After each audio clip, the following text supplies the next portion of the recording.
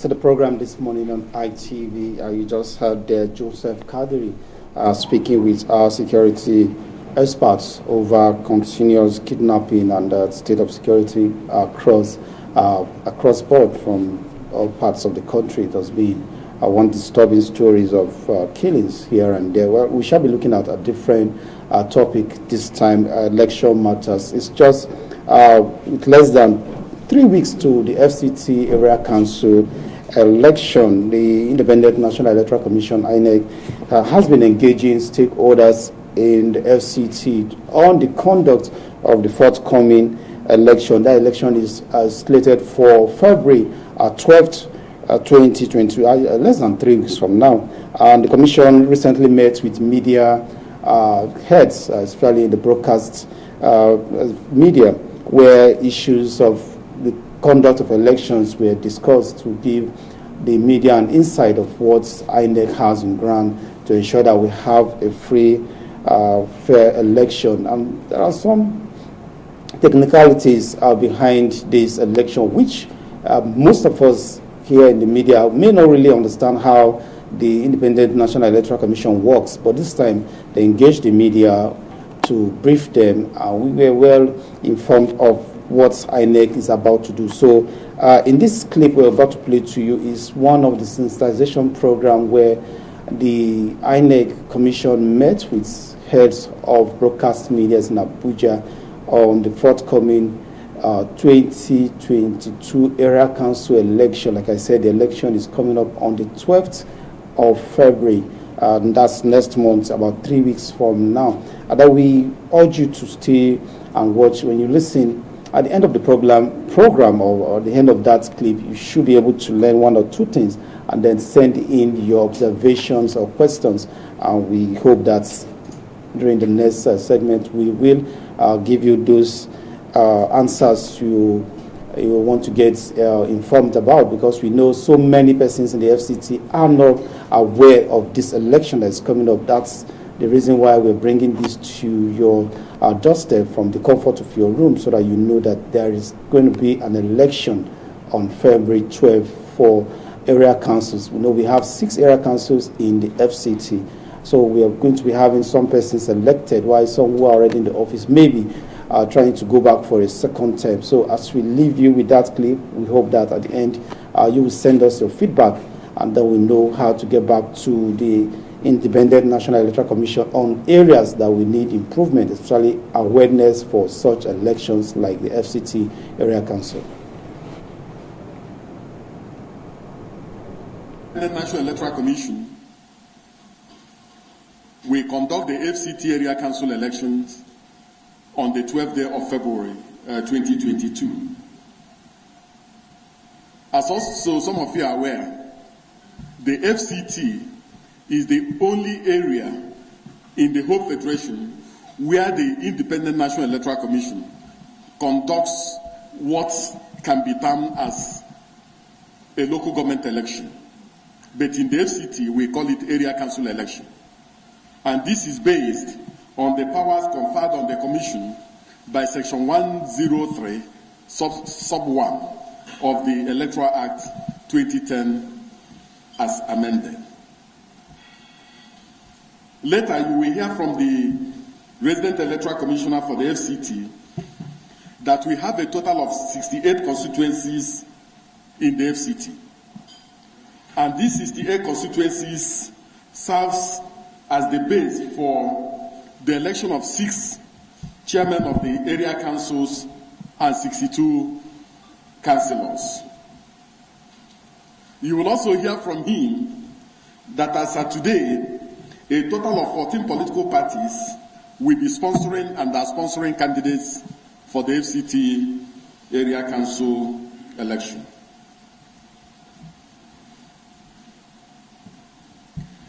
There are a few issues that we really need the understanding of the media.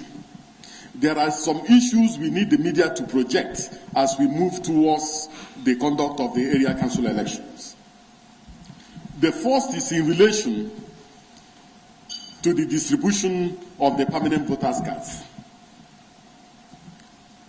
The commission prints the permanent voters' cards for free and distributes the permanent voters' cards to registrants for free. The commission does not charge anything for the production of the permanent voters' cards and for its distribution. It will therefore be a waste of the taxpayers' money if the commission goes to all this length to print the permanent voters' cards and the people who registered for the FCT council elections do not go and collect their permanent voters' cards. So we really need your cooperation, you need your understanding to project this particular fact that those who register for the FCT area council elections should go to the 6 area council offices of the commission and collect their permanent voters' cards. The same thing applies to those who apply for transfer, either from one state to the FCT or from one local government of the ACT to another, or from one area council of the ACT to another area council. The same thing applies to those whose PVCs were damaged and who apply for replacement, or those who apply for review of their PVCs because of one issue or the other. We plead with them to go and collect their PVCs. However, the commission only printed the PVCs of those who did not engage in double registration. All those who did double registration, their PVCs, their new PVCs have been quarantined. Therefore, the old PVCs, their old PVCs are still valid for now. So they can use those old PVCs and go to the places where they registered for purposes of voting in the area council elections.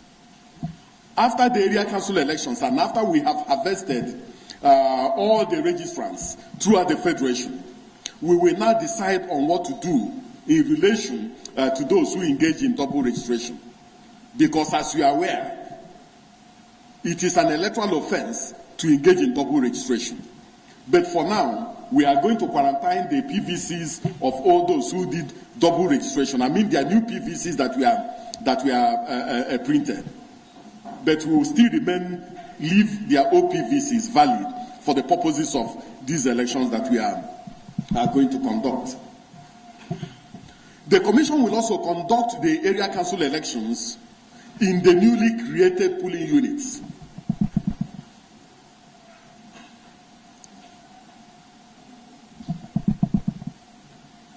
Furthermore, the commission will also deploy the beavers, the bimodal voter authentication process that we deployed in Anambra.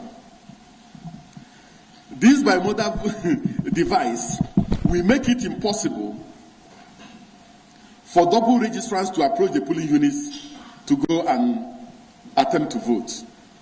It will also make it impossible for identity thieves or those who engage in identity theft to go to the polling units. So if you did multiple registration, it is better for you not to approach the polling units.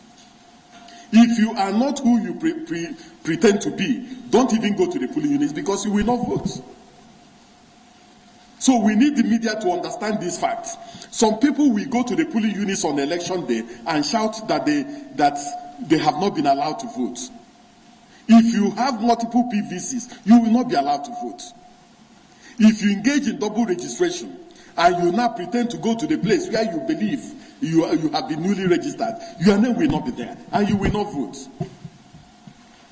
So some people are going to engage in propaganda on election day relating to this. But we believe that if the media understands what we are doing and some of the issues involved in this particular process, they will not,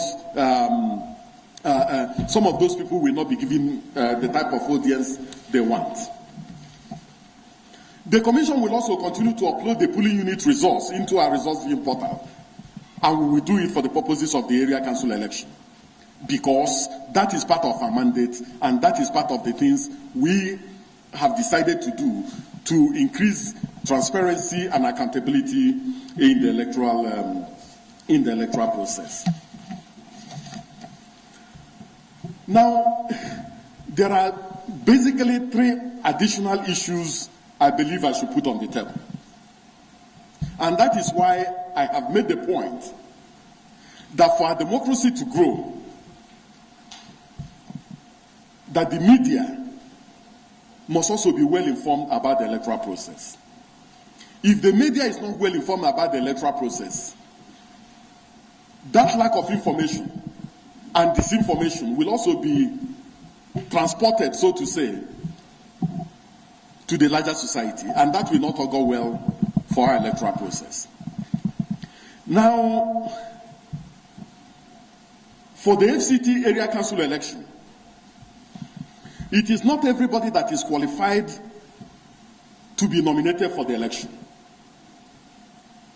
So for the FCT area council election, for you to qualify to be nominated both as a councillorship candidate and as a chairmanship candidate, first you must be a citizen of Nigeria.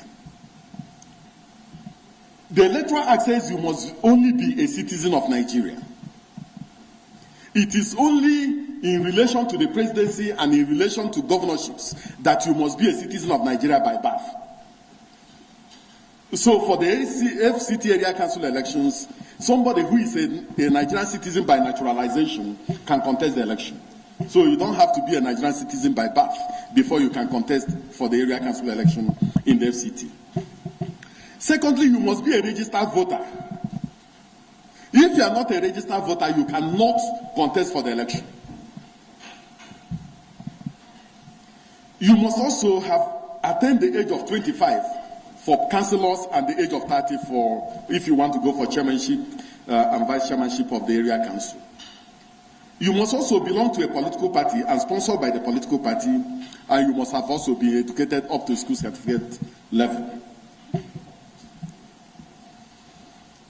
Now, on election day, and I think this is particularly important, at the end of voting, when all the votes have come in, how do we determine who has won the FCT area council elections? And I think that this is where the media comes in. Because there's a possibility that there are quite a number of Nigerians that do not understand how the 6 chairmen of the area councils and the councillors will be elected. Now, the section 111 of the Electoral Act 2010 as amended provides that if at the close of nomination, only one candidate stands nominated, the candidate cannot go home and the candidate cannot stand elected. The candidate must still go to face the electorates, and the electorates must cast a yes or no vote for the candidate. So, if there's only one candidate, for that candidate to stand nominated, one, the candidate must get a majority of yes votes cast in the election, and must also secure not less than one-third of the votes cast in each of 2/3 of all the wards in the area council. So he can't just go home. He must still go and test his popularity.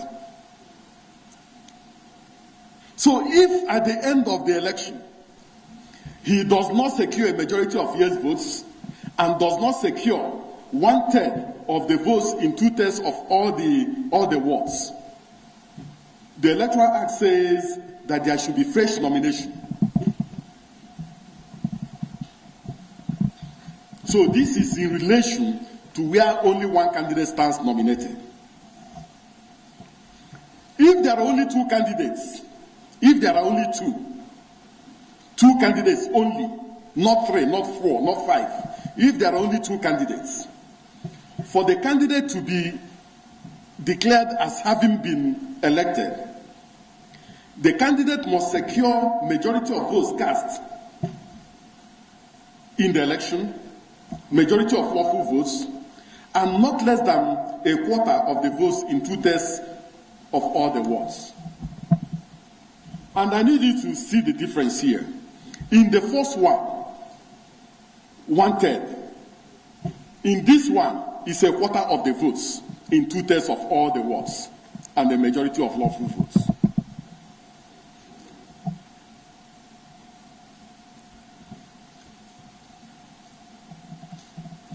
Now,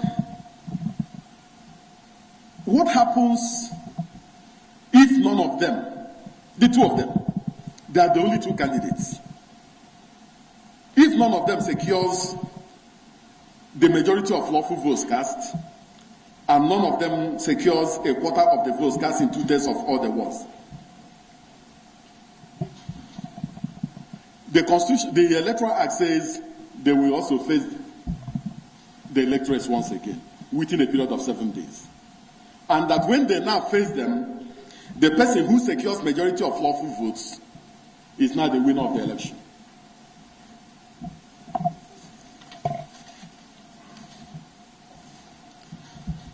So I've given you two scenarios. The third scenario is if we have more than two candidates in the election. If we have 3, 4, 5, 6, 7.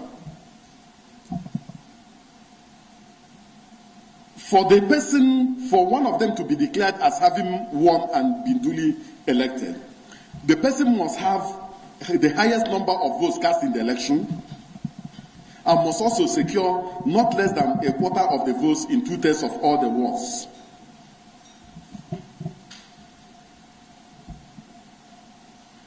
What if nobody secures this number of votes? The Electoral Act says that there shall be a second election.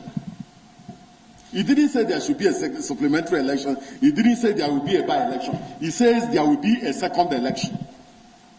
You know, as a lawyer, I have to remain close to the law. Look at what the exact words the Electoral Act uses. The Electoral Act says if nobody secures it, there will be a second election. But it's not all of them that will contest that second election. Only 2 of them will contest that second election. The first is the candidate that secured the highest number of votes. The one that secured the highest number. The second person is the candidate that secured the majority of votes in the highest number of wards. Am I making sense? 2, one who secured the highest number of votes in the election. And the second person is the person who secured the majority of votes in the highest number of wards.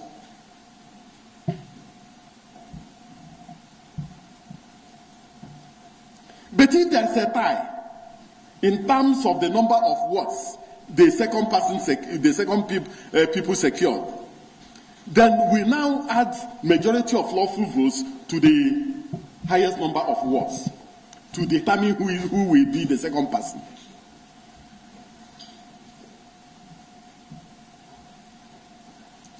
So if the 2 of them now go for this particular election and none of them meets the legal requirements, the law says that within 7 days, Yahaya Bello will still conduct another election for the 2 of them. And that in this last one, that the person who will be declared as having won is the person who secured simple majority.